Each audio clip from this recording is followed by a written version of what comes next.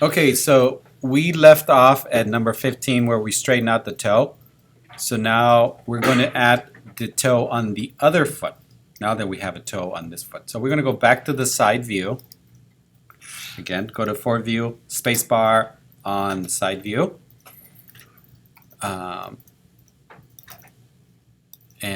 Let's see. Oops. So now we need to move this other joint. Now you notice it's very difficult to grab this joint. If I click on it, I'm accidentally grabbing the other foot. So just click on the bone, and we're going to move this bone out of the way so that we can draw another foot. So I'm going to rotate it 40 degrees in the x-axis.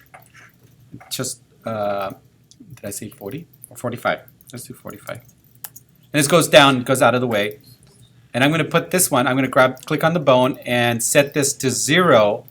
I'm going to set this foot to 0 and hit enter. Now you notice that foot is now lined up with the other ball joint. Now I can go to skeleton in the drop down menu, insert joints. And remember, you got to click and drag and drag it to the tip of the toe and let go. And then you have to confirm it by hitting return. There, press return. Now we've done that.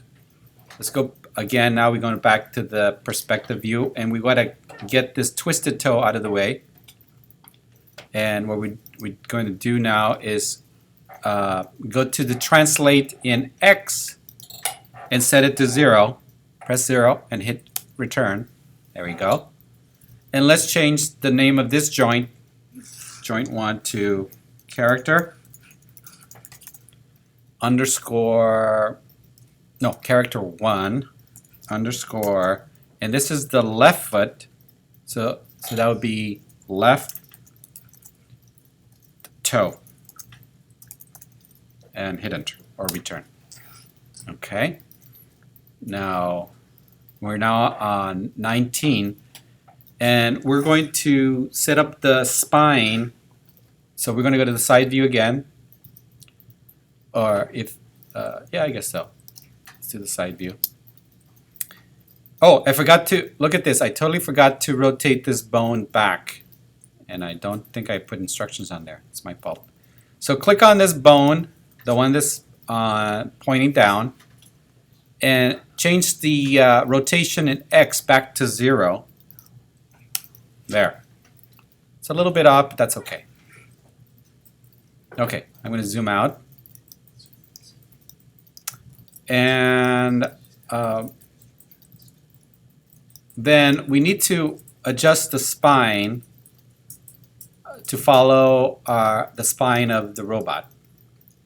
Okay, so I'm going to move this bottom joint with my move tool, or W, to right there, I guess. Oh, I should let's see what I did here. Yeah, you're right. Okay, so I put this one on the lower back. I put this one in my lower back right there. The next joint, I grabbed it to this with the back, lower back, or the waist is, I think. And the next one, all the way to the upper back, right there. No, yeah. And the next one, I have it on the back of the neck, and the last one on the forehead. There we go. Now, I originally was going to have the head and the neck separate, but because I realized I only have one bone, I'm just going to have to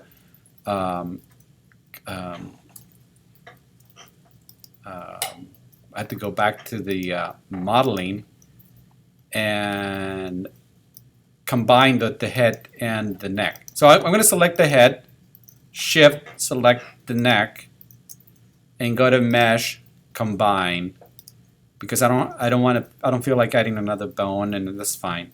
Okay, all right. So now that we have the spine, we're going to go into top view and adjust the arms. So we're going to click on the forward view, spacebar on the top view, and again, I like my the wireframe, so I'm going to press 4 for wireframe. And let's see. So I'm going to again grab the shoulder joint, and move it in place right to the center of the shoulder, right there. I hope that. And I'm going to grab the elbow, put it in the center of the elbow. I'm going to grab the wrist joint and move it to the robot's wrist. Now, I don't plan to move the fingers because I don't have movable fingers, but if you want to move them, you can just grab and start moving the fingers. I only have 2 fingers and they actually don't move at all. But if you want to move stuff around, you can just move this stuff around if you want. It doesn't make a difference whether you, unless your robot has 5 fingers, then make sure you move each finger joint in the right place. All right. Okay, so now the other arm, click on the shoulder joint, move the shoulder joint to the center of the geometry, the robot, click on the elbow, put it on the center, click on the wrist, move it to the wrist, and again, if you wish to move your fingers, like I said, my guy's just going to be walking. He's not going to be waving or anything like that. There. Okay. Let's see, what's next? So now we need to move the arm in the front view. So I'm going to go into front view. Again, I'm going to go to the forward view, press my space bar, my front view, and it looks like it lines up okay. So what I'm going to do is on the front view, we're going to do just like we did only grab the hips. We're only going to grab the shoulders because if we start moving, oh, that's not the shoulder, that's the clavicle. Shoulder's right here. If we start moving the elbows and the wrist, it's just going to, the arm's going to start twisting. So you're going to adjust the shoulder. I guess that's fine right there.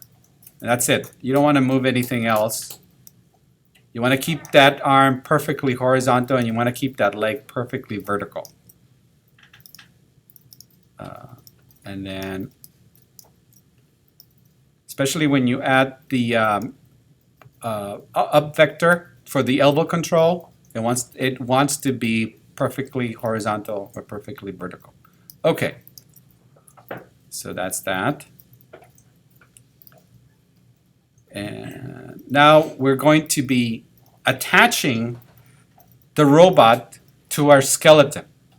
Right now, the skeleton is not attached, see? Not attached to the robot. So we're going to attach the robot to our skeleton so we can move him, right? So now we're going to go to the parent, and we're going to start out with, let's start out with the, I'm going to go in the perspective view. And the first thing you want to, no, it's okay that the clavicle, I don't think it matters that the clavicle is sticking out of the body. I think that's fine. The first thing we're going to do is grab the robot, click on the robot, and then we want to multi-select. The next thing is the skeleton or the bone, right? It's just this bone shape. So you're going to hold the shift, and you see the purple purple skeleton. So you're going to hold the shift and click on the lines, because it's like Illustrator. If you click in between, you're not going to get anything, I don't think. You have to click on the actual line. So hold the shift and click on the bone. Now you notice I've selected the robot first, and then the bone, and then press the letter P to parent it. That's it. Now you go to the next one, select the forearm, hold the shift, select the bone, and press the P. That's what it was. And now we go to the next one, select the wrist, the robot, and oh, I forgot what I did for the wrist. I guess I could just grab one of the fingers. Hold the shift, click on one of the bones, and hit parent. Okay.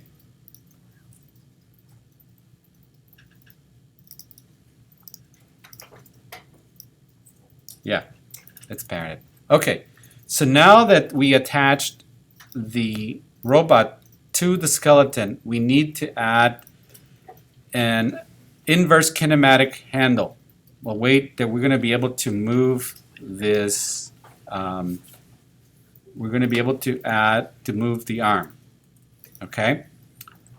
So for the arm, our IK has to be in rotate plane solver mode, right? So these little boxes on the end of the dialog of the pull down menu is actually a dialog box. So we're going to go to the skeleton, the rigging first. We're going to go to the skeleton. Yeah, so right now, oh, it's control, right? So right now we're in rigging, and now we're going to go back to skeleton, and we're going to create an IK handle, but we don't want to click on this right here. We want to go to the dialog box. So we're going to click on this little box here, and it's going to give us a dialog box right here. And we want did I say rotate? We want rotate plane solver. Okay. I think that's what I said. Yeah, rotate plane solver.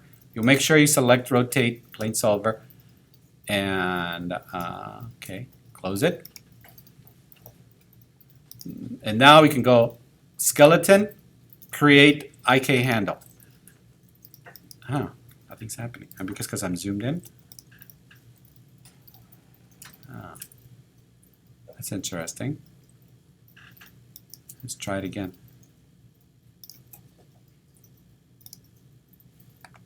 Huh. That's weird. I'm getting an error. Should we stop the video?